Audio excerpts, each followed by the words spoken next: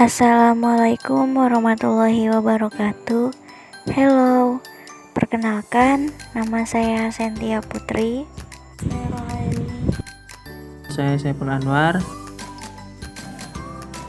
Pada video kali ini kita akan membahas tentang infeksi saluran kemih atau ISK. Kita mulai dengan definisinya, yaitu suatu keadaan yang mana kuman atau mikroba tumbuh dan berkembang biak dalam saluran kemih sehingga menimbulkan infeksi. Untuk etiologi dari infeksi saluran kemih yaitu yang pertama bakteri seperti bakteri gram negatif E. coli yang menjadi penyebab 85% penyakit ini. Ada juga Klebsiella pneumoniae pada proteus SP dan bakteri gram positif seperti Enterococcus dan lainnya. Seorang dianggap menderita ISK apabila terdapat lebih dari 100 bakteri dalam 1 mili urinnya. Selanjutnya, penyebab kedua ada diabetes berhubungan dengan peningkatan risiko ISK karena glukosa yang terdapat dalam urin dapat memicu pertumbuhan bakteri dan dapat juga disebabkan oleh gangguan fungsi leukosit. Penyebab selanjutnya ada diare, gangguan ginjal, menahan kencing, dan seksi bebas.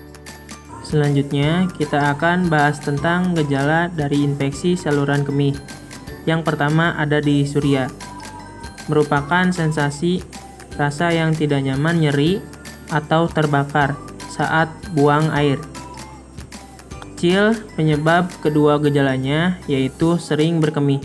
Ketiga, merasa ingin berkemih terus tetapi hanya sedikit yang keluar. Keempat, nyeri di atas daerah suprapubis atau nyeri pada perut bagian bawah. Dan terakhir, demam atau kedinginan. Selanjutnya kita akan bahas tentang patofisiologi dari infeksi saluran kemih. Patofisiologi umumnya yakni ISK terjadi ketika bakteri masuk ke dalam saluran kemih dan berkembang biak. Saluran kemih terdiri dari kandungan kemih, uretra, dan 2 ureter beserta ginjal.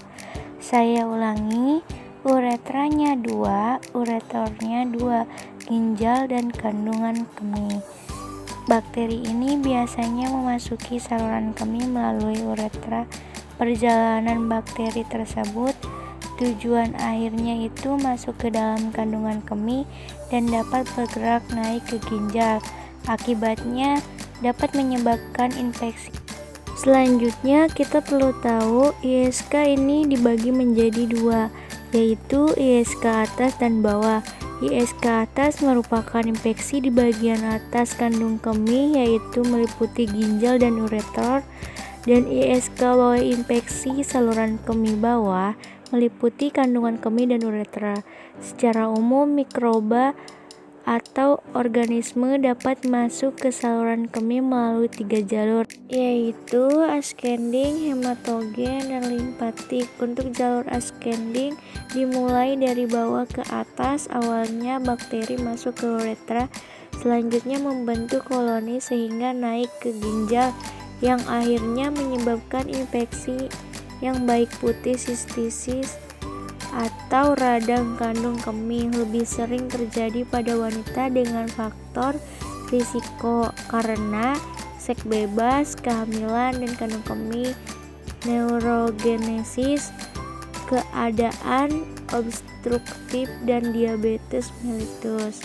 Akibat yang paling berbahaya itu dari sistitis adalah pyelonefritis, yaitu keadaan yang mana naiknya kuman-kuman dari kandung kemih, serviks, ginjal. Jalur ini merupakan jalur masuknya mikroorganisme ke dalam saluran kemih meliputi kandung kemih.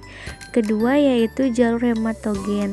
Lebih berbahaya, ISK bawah dapat memicu urosepsis yaitu kondisi ketika bakteri di ginjal yang terinfeksi menyebar ke darah. Urosepsis bisa mengakibatkan tekanan darah turun hingga shock bahkan kematian. Yang terakhir, jalur limpatik, yaitu jika mikroorganisme masuk ke saluran kemih melewati ureter, dapat menyebabkan uretritis yang dapat menyebabkan reaksi antigen antibodi.